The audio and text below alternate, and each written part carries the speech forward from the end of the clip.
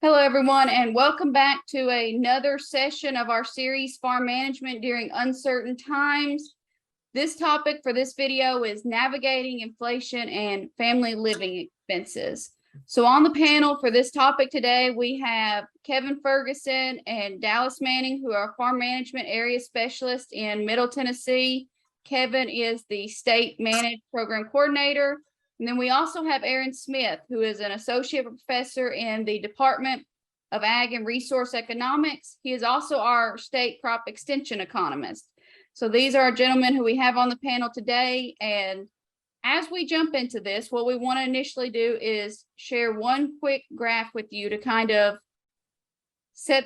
make the setting of where we're going with today. And so what we want to show is the 100+ years of inflation. And what this graph is showing us is the annual percentage change of the consumer price index. And what that shows us and what this CPI measures is the average change over time in prices for a certain period. So this is over a 12-month period. What change in prices are we seeing? So right here, the end of this graph here, we have 2021, and that was at 7%. As of June of 2022, we are at 9.1%. And the reason we really want to drive home this message and kind of show this graph is because we've not dealt with this type of inflation since 1981. And so that's why we're having a generation that has never had to deal with this increase of prices in this manner. We look at the 10-year average and it's 1.8%. The 20-year average is 2.1% prior to that 2021 year. And so we know that as time marches forward, as we look, we expect to see inflation. We expect that as years go on, we have this loss of purchasing power, but we've never seen it to this extent for a certain generation. And kind of what we're going to start off with today is ask the general question of, do we foresee this inflation going into 2023? Do we see this occurrence continuing and something that we're going to have to learn to work with? And I'll kind of direct that first question to Aaron. Yeah, when you're looking at the path of inflation, obviously there's a great deal of uncertainty regarding what's going to end up occurring. But yes, we do continue to see inflation as a key issue that will continue to affect the ag economy as we go through the rest of 2022 and into 2023. Nobody knows the exact path of how these numbers will end up, but it seems likely that what we'll see inflation crest hopefully here in the third quarter of 2022, and hopefully we'll start to see the month over month numbers start to end up easing down into Q4 and into 2023. And so hopefully by the time we get to 2023, I don't think we will get back to that 2% average that you showed, but hopefully we can get down well below the 9%, hopefully somewhere closer to that 5%. So there's a kind of, I guess, a couple of different things that when we're looking at projections is one, when do we crest? And then the second one is how quickly do we start to end up seeing those month over month numbers decrease? And so when we're thinking of it in terms of moving forward, do we see inflation start to end up creeping down, or do we see more abrupt movements in that? Likely what we'll see elevated levels of inflation into 2023, but probably at lower levels than the 9.1% that we're currently experiencing. You might say also one thing to follow up with for us to be with the farmers that we work with. You showed the commercial price index.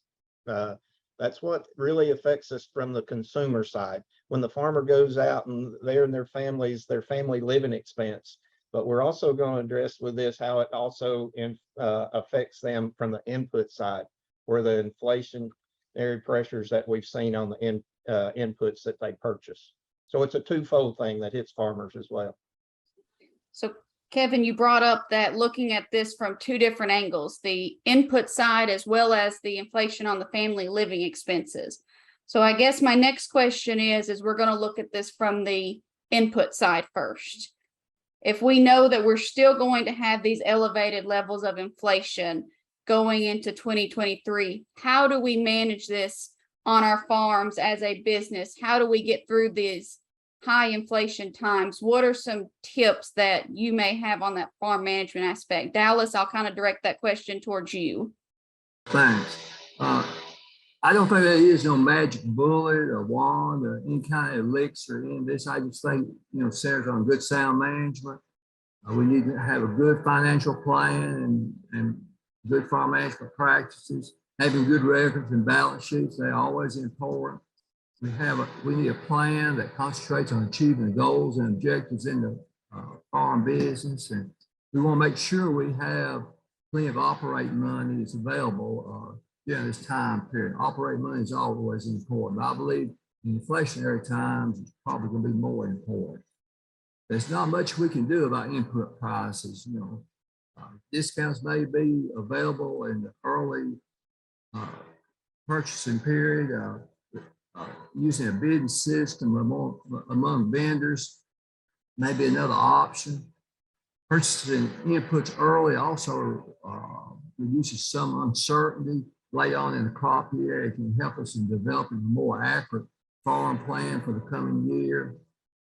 There are external factors in farming that we just don't have much control over. We want to focus on what we can control, such as planting, harvesting, and marketing that crop. And I think these goals are more manageable. And finally, I think we need to plan for the unexpected and be careful. Absolutely. Kevin, Aaron, did either one of y'all want to put in any other? Sure, I'll jump in, just expanding on what Dallas said about lending. I think this is one of the keys to end up managing this, and I would encourage all producers to make sure they get with their ag lenders early, secure that financing for the 2023 crop. We obviously have a great deal of uncertainty as what that input cost structure is going to look like. So, making sure that you've got an adequate amount, because one of the other challenges, and we have another video that will address this in more detail, is the Federal Reserve's primary method to combat inflation is increasing interest rates. So it's something where, yes, we need to have the adequate operating capital, whether it's borrowed or in cash resources to plant the next crop, but it's also likely that we're going to see elevated borrowing costs moving into 2023. So it's a double-edged sword of, we probably are looking at increased operating loans and higher interest rates for those operating loans. So having those conversations with farm lenders early on, I think, is imperative. I would just jump in and say, Dallas pointed out the importance of good records and a balance sheet, but I would say, when things get a little more difficult, sometimes we don't want to pay as much attention to that. It's something that maybe we're not attracted to, but as what Aaron said, this is a very important time to have a good relationship with your lender and to have a really complete balance sheet to know when those liabilities are due and when they're due and the timing of them and how it's going to affect you. It really pays off in the long run to do that. So Kevin and Aaron both mentioned two things, was lender relationships and the impact of interest rates. For anybody that wants more information on either one of those topics, this series is going to have recorded videos on both of those topics directly as well. So please be looking for those if that is something that anybody would want more information on. I do want to, go ahead, Kevin. Draw back a little bit too, but remember, and you pointed out very clearly, we've got an entire group of lenders, or a generation of lenders and farmers that have never seen inflationary measures like we're seeing today. Interest rates maybe like we're seeing today. But also remember, though, we've got an entire generation of older farmers and folks that's been in the industry for a long time, like myself, they've gone through this. They're someone that you can talk to.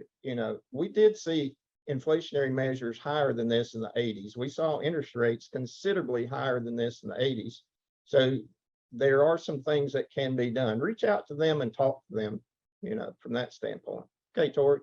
And I agree wholeheartedly. As somebody who, I am part of that generation that has not lived through these higher interest rates, these higher inflation periods, having people to talk to go, how do I handle this when I sit down and work with producers that have dealt with this or never seen this?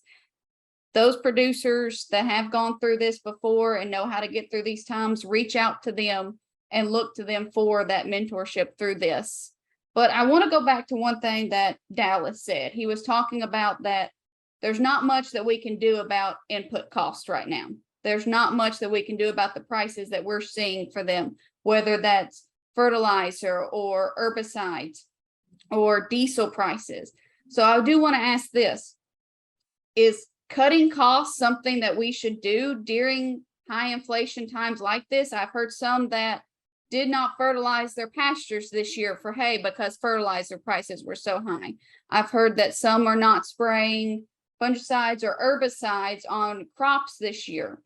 Is this something that we need to do, or is there a better route for us to go when we're seeing these high input prices?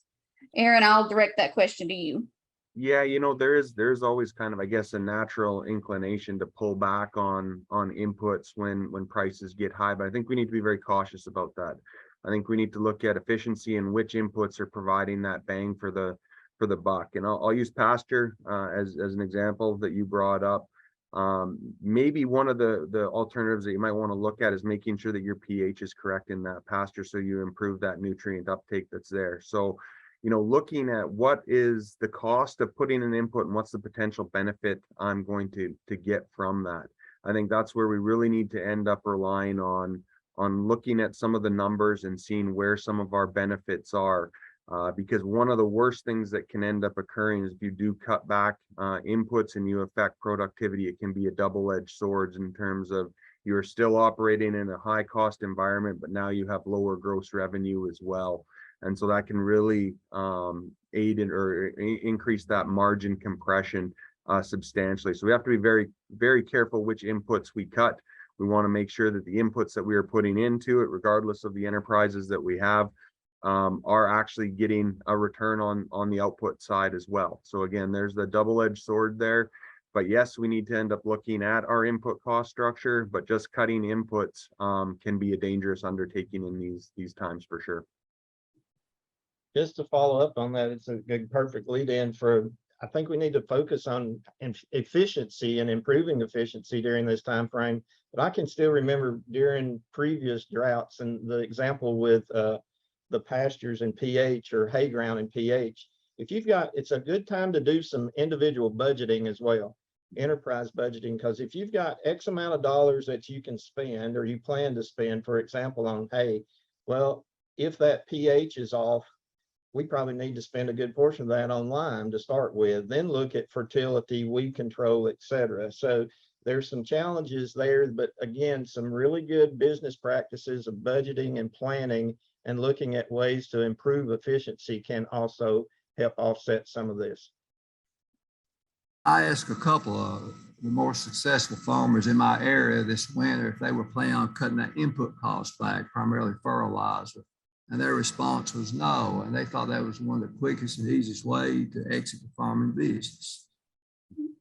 Now, I feel like all of us can agree that the goal isn't necessarily to reduce costs, but better to improve efficiency. And that'll help with the costs that we have in our operation. Would you all agree? I think that's the point that we're trying to drive home here. Yeah, and I mean the big one, and Dallas I think hit it on the nose. Good farming practices are still good farming practices, right? And so, we need to focus on that that we're doing the right things, making sure we're getting efficiency. But just cutting for the sake of cutting is a very dangerous undertaking. Absolutely. There's a reason they call them best management practices. And for the livestock folks that may tune in, I think there's going to be an entire series on culling strategies. So, that's a focus on trying to improve the efficiency, the production efficiency of that cow herd without necessarily going in and looking at cutting input costs. So if it is okay with our panel, I kind of want to shift our gears towards that second part of the topic of this session today. We've talked about potentially advantages and disadvantages of just reducing costs on the farm aspect, on our input prices and our inputs that we're putting in, how that could be detrimental to our operation and production on the farm. But what about reducing expenses in other areas of our life? Input prices, fertilizer, diesel, those aren't the only things that have gone up. That consumer price index that we were looking at, that was for the general consumer. We're seeing things going up in household items as well. Is there other ways that we can think about maybe managing through this high inflation time? Kevin, I'll direct that question towards you.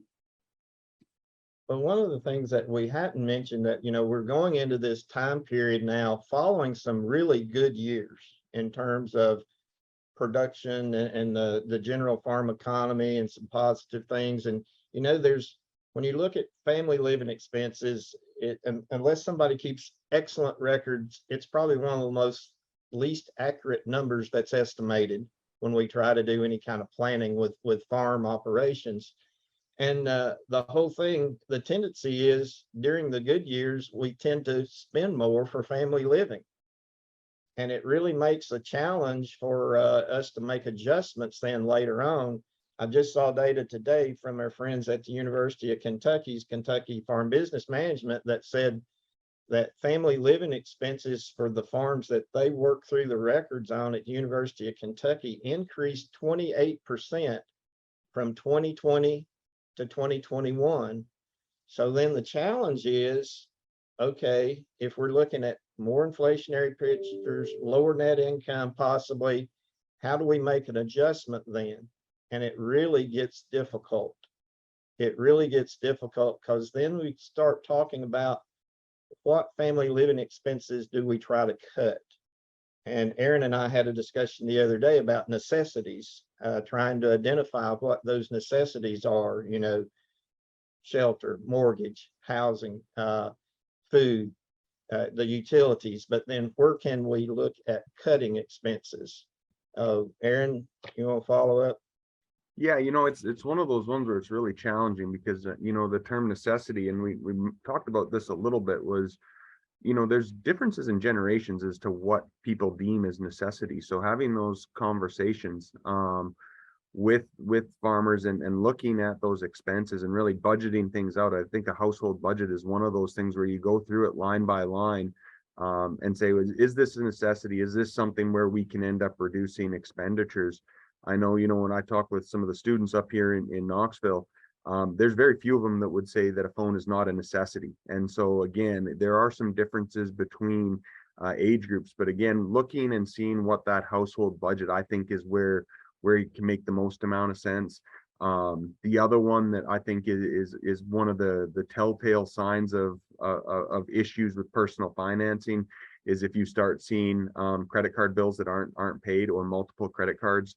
That is just a very bad set of circumstances to be in, to start accumulating credit card debt, particularly when we're going through an inflationary period, because a lot of those interest rates are variable. In fact, if you look at your credit card statement, so making sure that you're managing those properly and not getting yourself into a set of circumstances where it's going to be very challenging to dig out, I think is very important as well.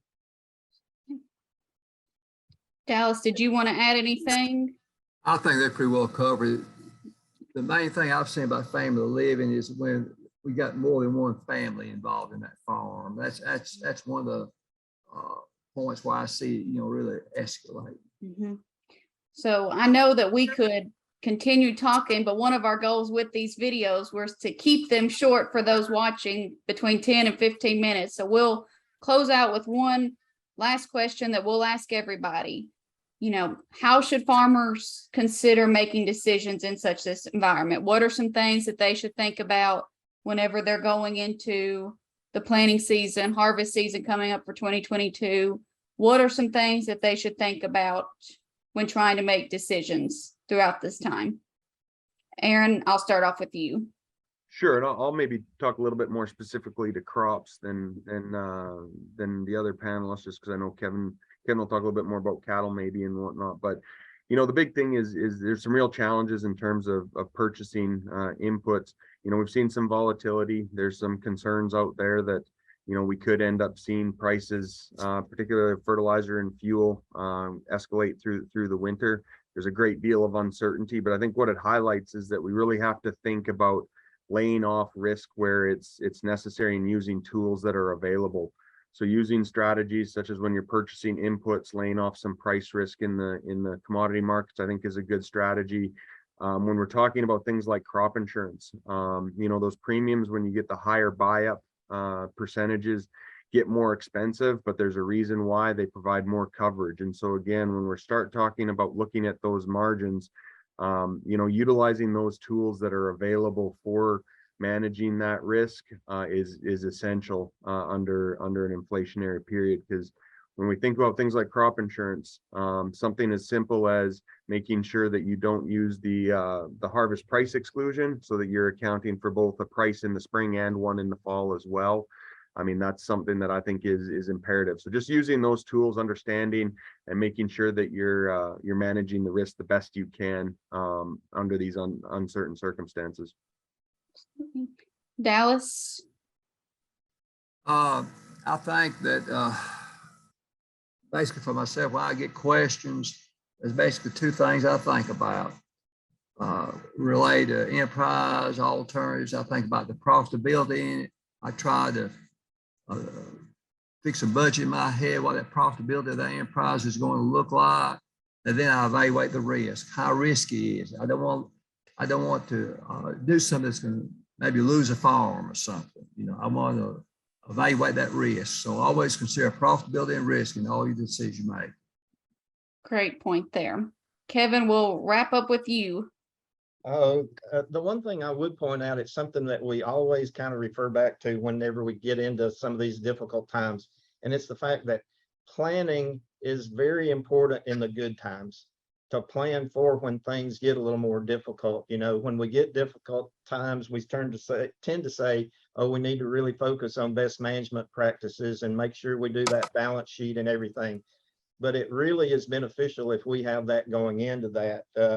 I would say a couple of things about this. Is a time period where relationships are very important. Relationships with your lender, relationships with your input supplier, the ones that host those other accounts as well. It's a time period you don't want to surprise them. Talk with them, make sure they understand what's going on.